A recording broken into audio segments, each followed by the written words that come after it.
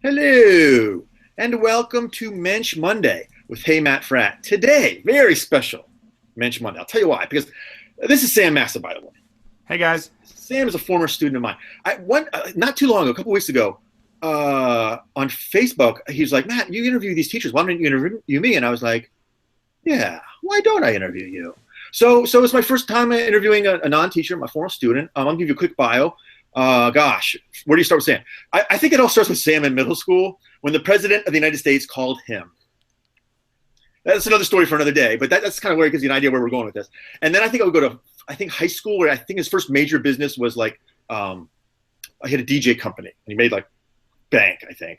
And then out after high school, didn't go to college, which I think is awesome. Sammy, I don't think I've told you this. 3 people I admire more than pretty much, I role model more than anyone. Casey Neistat, Steve Jobs, Mark Zuckerberg, all of whom, guess what they have in common? Didn't go to college. Really? So Didn't know that. yeah, they didn't go to college. Well, Zuckerberg failed out or quit after his sophomore year. Jobs his freshman year. Casey, I don't think ever went to college. Anyway, so he started a business after he got out of high school, making Humvees running on vegetable oil. He did Arnold Schwarzenegger's car, and finally now he's currently this like poobah of scene lighting for making lights for firemen. Sammy, how are you doing? Hey, good. Quite the intro. Thank you, Matt Fratt. I'm practice. It's all I'm practice, so excited right? to be on this channel. It's been like I watched all your YouTube videos, like went through and clicked. One night I was up till like 1,000 o'clock, and it was pretty fun. So It's like Casey says. Like, what does he say? He says, "Luck was where preparation meets opportunity." that's awesome. So I'm trying to sound. There's gonna be 30 people watching this, but I'm just trying to sound all professional because I cannot like wait. someday I'll get a chance. Maybe I'll meet Casey today. I'm going to New York today. That would be Who so good. knows? I'm Who so knows? excited for you. If you get up to New York, you have to tell him I said, hey, We'll I don't know do the it. guy from Hole in the Ground, but that would be He's nice. a cool guy. Anyway, so Sammy, I got one question for you. Yeah, and you what's know where that? I'm going with this. What I don't. I think you might be the only entrepreneur I know pretty well. What does it take to start your own business, to be a self-made person? Well, that's an interesting question, Matt. I think, when you ask like what, entrepreneurialism and people being entrepreneurs, that's like a big title. A lot of times people focus too much on what the word itself means and what you're really doing. And what I have always done with whatever business, whether it's DJing or it's playing with fuel systems on big diesel trucks, which was very greasy but very fun, or putting lights on fire trucks, I've always taken something that I enjoyed first and did it a lot and then made some money doing it. So like when I was a kid in just elementary school, when I first got into business, I was in the very first business was a lemonade stand. I always thought it was cool. Like, set up a little stand, let the neighbors come by, you sell them a lemonade for a quarter. I didn't realize that you actually had to buy the lemonade. I just thought it came out of the pantry, so it worked out really well. But either way, I used to do lemonade, and then got into DJing because I'm in school, and I'd watch every year we had field day. And at field day, like one of the soccer moms would come in and set up their speakers, and when they'd set them up, it was like the local school PA system. They'd crank the music up, and they got to pick the music, and they got to turn it up as loud as they wanted. I'm like, you lucky ladies, I want to be the one to do that. So I can somehow convinced them to let me be the speaker man. Well, then I thought, well, man, I really like doing this, so I'll buy some speakers. So did whatever you do, or maybe convinced my parents, whatever, to buy a little speaker, and I bought one.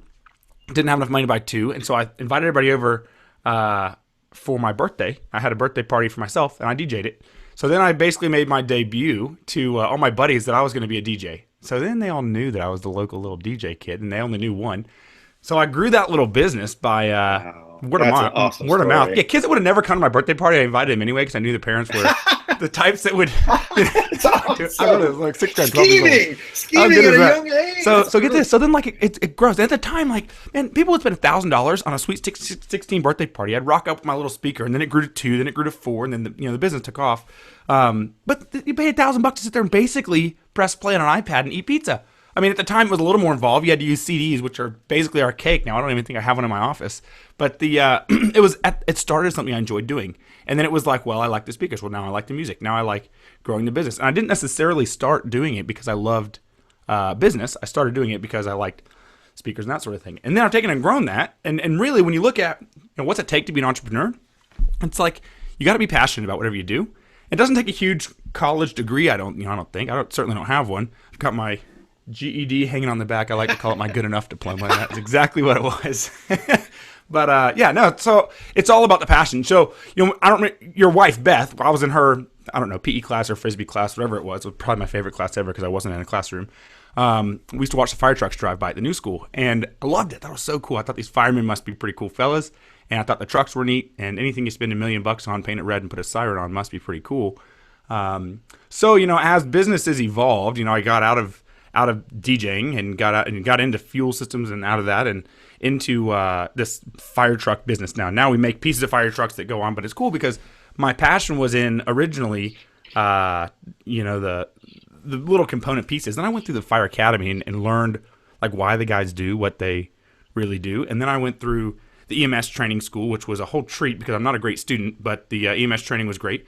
So I got a part-time job on an ambulance and started running around and really learned the industry from boots on the ground. Like, hey, I've actually been there on the side of the road at 2 a.m. I can't see to do what I'm doing. And how would I fix that? So I go back to our engineering team, or I go back to whoever and talk about, hey, here's the problem. Let's come up with a better solution. So whether we change an optic or we do something, I'm not an engineer and I'm not really a great lighting designer, but what I am is very passionate about the field that I'm in, which is the fire rescue industry. I've been there with people that do it every day, and I do it some days, and have identified problems. And all I'm doing as a business owner is solving problems. I'm solving problems in an area that I'm passionate about. And that's really the entirety of my life is doing that, and really if you look at like, what's your purpose? What am I really enjoying? I enjoy working on the fire truck. I enjoy going out and helping people. And whether it's, giving grandma a hug at 2 a.m, which is honestly the majority of EMS calls are non-emergent, non-critical type incidents, or it's doing CPR at mid-afternoon at the local Pizza Hut. That sort of thing happens. And I think that there's more reward in that than there is a financial reward from, the business side of it. But obviously you got to pay your bills too. So I kind of do a good life balance, but that's kind of my overall thought on it anyway. Tell me what you think of this, Sammy. So here's what I think. Oh, is it still okay? Here's what I think. Like probably if I was going to boil it down to the maybe two essential elements of entrepreneurialism, or just even effectiveness as a human being. I mean, besides the obvious, like character, I don't know. Maybe anyway, the two things that I think a lot of people are missing. I think you nailed maybe three. You got to be in the right place, and you're obviously I'm in the right place. I was born to teach. You're in the right place. Your fireman is literally in your blood. I mean, you are a fireman. You don't just make fireman. You are a fireman. So be in the right place and have some good fortune. I think it takes a little bit of good fortune. I think it takes a little good fortune to be in the right place. And I've had a little good fortune. You have a little good fortune. Sure. And so it takes a little good fortune. Okay, maybe. Okay, a little good fortune. I'll make 4. Sorry. A little good fortune, being in the right place, and then just hustle. Yeah. I mean, at that point, if you've been nurtured and if you found your passion, all you got to do, all that's left is work your behind off. And Tim, I know you work like ridiculous. It's crazy how many people are not willing to actually get up and do it. They're like, I wanna. One day I'll do one. It's like, come on, stop. It's 2 o'clock in the morning. You're still trying to get something done. Well, keep working, or go to sleep for a couple hours and get up and work again. There's like the biggest thing that irritates me in the entire world is when 5 o'clock hits and it's like, poof, everyone disappears. I almost have to fall into it now because I work in the government type world. 5 o'clock hits and like the phones go chirp, chirp, chirp, chirp. That's all you get because everyone leaves. But when it's my business, if someone calls me, the phone's forward over to our cell phones on Sunday, on Saturday and Sunday. Someone could call on the weekend, hey, I've got a question about whatever. And these firemen work 24 hours a day. So we get calls at the craziest hours, and they just expect it to go to voicemail. But it forwards over to my phone, and I like to answer it if there's something going on. It's like, hey, what's up? Oh, you're looking for a suggestion on a piece for your truck? Sure. Da, da, da. And then they ask, oh, who is it? Oh, it's Sam Massa. Well, are you the guy from the website? Well, yeah, that's me, but the phones are forwarded over to my cell phone. What's up? Well, I didn't think I'd get you on the weekend. It's Saturday at 4 o'clock in the morning. Well, if you're up curious because you couldn't see on the side of the road, then I have to have the passion to do that. But then you also have to just work. I mean, just get up and work. And so if you're, we talk about all the time, like I work odd hours, and a lot of times it's like, okay, so sometimes I start work at 10 a.m., but I work till 3 in the morning because it's hard to test a light when it's sunshine outside. So we sometimes start so that, the phones stop ringing around 5 or sometimes 8 because our office is on the West Coast as well. So, it ends at 5 on the West Coast time. But then it's like, okay, from maybe 8 till midnight, sometimes I'm out there working, shining a light off the roof of the building, testing out a beam pattern or playing with something. And it's like, if you're not willing to put in the long hours, and you don't necessarily have to work a lot, you just have to work really hard. Right. So it could be working really smart. Work smarter, not harder is my favorite thing in the world. But if you work smarter and you do a lot of it, then you're... I think you nailed something, Sammy. I think people... The only reason I think people... Well, the biggest reason I think people don't hustle is they weren't nurtured properly. So they didn't find their passion. So they're in the wrong place. And I've been there. Yeah. Like I worked at like a bookstore. Like, what the hell am I doing in books? I don't read books, Sammy. I've read 3 books in the last 5 years. By the way, they're all biographies of tech moguls. It's the Mark Zuckerberg biography, the Steve Jobs biography, and I don't think Casey has a biography, but who is the Google biography? So anyway, that's my post. What am I doing in bookstore? So it's like you don't want to hustle. You can't hustle there. No, so that's it's like, it. So I think it's going to be, and the fourth thing is after you got the hustle, like it's just perseverance. I think it's just grit, perseverance, and just picking yourself up, dust yourself off, because you're going to get. I can't imagine how many I've had setbacks. I can't imagine. I'm sure you've had setbacks along the way. So I got to tell you a really funny story because that actually reminds me of one. So when I got into lighting, the very first lighting sales demo I ever did, originally I was importing lights and putting them on towing trucks, and it was the wrong market. And someone suggested I should try fire trucks. And when they suggested I should touch the fire truck market, I lit up like a little kid in a Christmas store, candy store, whatever. So I go down to the local firemen's association in the town I lived and set up a meeting so that all these fire chiefs are in the room, and I'm going to show them these lights and why it's going to be the greatest thing in the world. And I didn't know anything about firefighting at the time. I just knew a little bit about lights, and I was looking for something to do. So I rocked up, and there's like 50 chiefs in the room. They're in the back of the room. And I start my pitch. I've got this helmet light, and I think this thing is going to like revolutionize the fire industry. So I set up, and I'm like, ladies and gentlemen, I'm about to blow your mind. This is going to be the brightest headlight you've ever seen in your life. It's going to change how you do firefighting. Let's cut the lights off in the room.